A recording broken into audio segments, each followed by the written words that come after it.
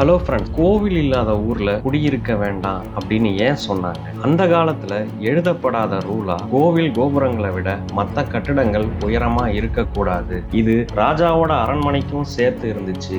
ஏன் இடிதாங்கி பல ஆயிரம் வருஷத்துக்கு முன்னாடியே நம்ம கோவில்கள்ல இருந்துச்சா? எப்படி? இந்த கேள்விகளுக்கும் கோவில் கலசத்துக்கும் என்ன சம்பந்தம்? வாங்க பார்க்கலாம். கோவில் கலசம் அப்படிங்கிறது நவதானியங்கள் கூட இன்னும் பல மெட்டீரியல்ஸால ஃபில் பண்ணப்பட்ட ஒரு உலோகம்.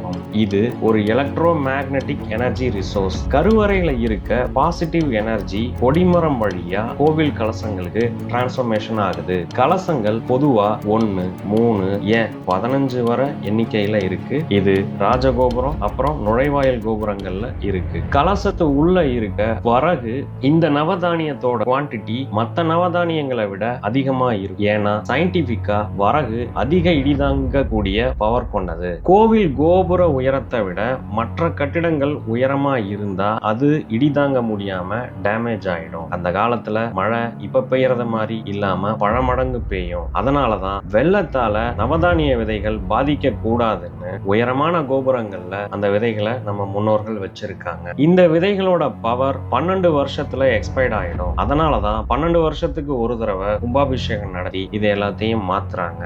என்ன ஒரு அறிவுபூர்வமான விஷயம். இப்ப இருக்க நம்மள நிறைய பேருக்கு இதெல்லாம் இன்னமும் யோசிக்க முடியல அப்படின்னு நினைக்கும் போது ரொம்பவே ஆச்சரியமா இருக்குன்னு நான் நம்புறேன். மறக்காம எங்க முயற்சியை எல்லாருக்கும் ஷேர் பண்ணுங்க. இதுவரையும் நம்ம சேனலை சப்ஸ்கிரைப் பண்ணலன்னா சப்ஸ்கிரைப் பண்ணுங்க. தேங்க்யூ.